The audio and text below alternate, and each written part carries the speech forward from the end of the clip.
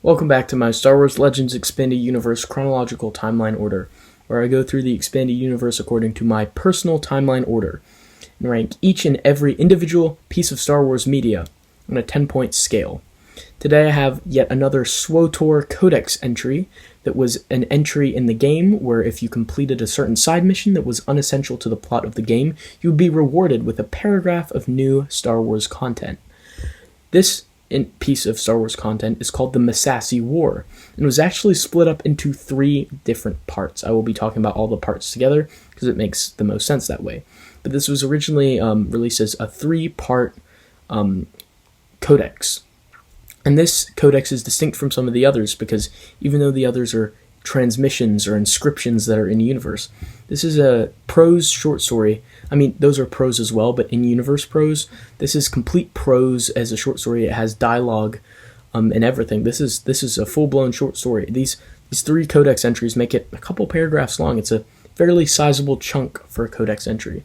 This codex entry, like all of them, was released in 2011 and was written by an unknown author. It takes place around 4,400 BBY is where we have pinpointed it. And it's a short story that was released by BioWare, who released SWTOR, Star Wars The Old Republic, and all of the codex entries as well. So this story depicts Naga Sadow and the Massassi who are down on Yavin 4, where we last left them in Tales of the Jedi, The Fall of the Sith Empire. So, I really love that. It literally, doesn't even miss a beat. It just picks up right where they left off. The last panel where we saw Naga Sadow standing amongst the temples that they were constructing for his Massassi, and it's just really, really cool because it literally just picks up where it left off. The beauty of the EU, a short story can continue something that we saw from the comics, and this is super, super interesting stuff here because it talks more about the blind loyalty of Sith. So these Massassi warriors who are here with Naga Sadow are following him, and they're considered kind of unintelligent. Their capacity to think is somewhat limited, and they follow him without question, building huge temples, getting utterly exhausted following out Naga Sadow's orders. But over time, a couple Massassi develop some independent thinking. These are a dangerous threat to Naga Sadow, but these free-thinking Massassi who became unloyal to Naga Sadow because they realized that Naga Sadow was the reason they weren't living in a golden age anymore, why they didn't have an empire, so many planets, wealth, an abundance of wealth, why they were now struggling to survive on Yavin 4. They decided that Naga Sadow was responsible, and so they plotted to kill Naga Sadow. This prompted a war between these intelligent Massassi and the unintelligent Massassi who still followed Naga Sadow, because Naga Sadow became aware of these Massassi wanting to kill him, and so these Massassi had a great war. And for days, the temples literally shook. It describes how the planet was abuzz with all of the temples were stormed, and there was back and forth, both sides were winning. It was a bloodbath. And it was the first time the Sith species, or the Massassi, ever fought each other in galactic history. And it was the last time as well that they ever fought each other. And in the end, the unintelligent Massassi sort of survived, and Naga Sadow came between them. Of course, there were survivors on both sides, but seemingly Naga Sadow's Massassi prevailed. It's kind of skipped over a bit. But Naga Sadow's Massassi, the majority of them were the survivors there. And so what happens next is Naga Sadow gives a speech to all of them about how they have spilt blood, and how Naga Sadow, he has influenced this fight between them, and he's given them the gift of all, because the greatest gift of all, I should say, because these survivors are going to be stronger and smarter than the others, and they're going to learn from their mistakes of what they have lost. They're also going to learn the experience of fighting. And so he says, I have taught you a very valid lesson, Because Nagasadao, he's the politician. He's always trying to weasel his way into everything looking more favorably upon him.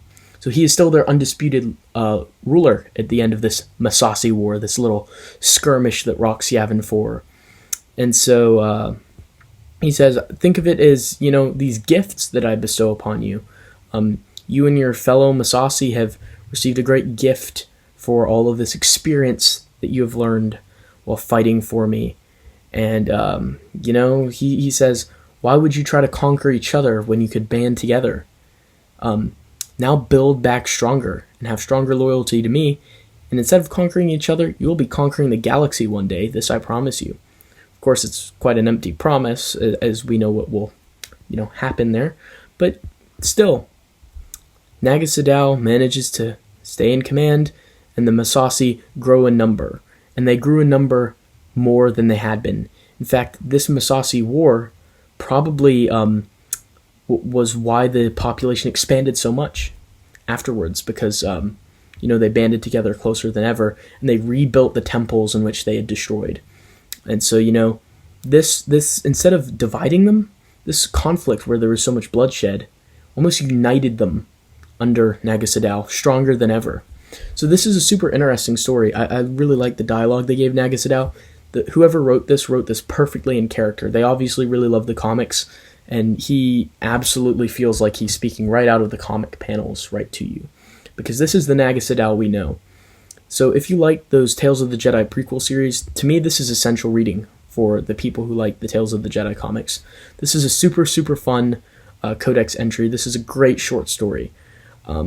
This is in fact the best Codex short story that I've so far encountered, and that is why it gets a 6 of 10 from me. I just really enjoyed this short story. It feels like almost like it was a scrapped comic storyline that was then reworked into a short story, because that's just how in tune with the comics it feels. It doesn't miss a beat. It just gets right back into the story that I've been absolutely loving from the Tales of the Jedi comics. So super, super fun, super, super great read. Definitely recommend this one for all of you. And if you don't know how to access this story and you want to experience it, I have great news for you, because there is an audio drama reading of it by my friend Marcel Ryan the Revanchist. He is an avid Tales of the Jedi fan, and so he read this short story like he is reading all the short stories, and he gave so much effort and care into the reading. So I would highly, highly, highly recommend that you go and check that out. The very link to that will be in the description. He reads the entire short story in an impeccably tasteful accent, and he never makes a slip up. This is like a really professional quality reading of this story, so definitely go and check it out.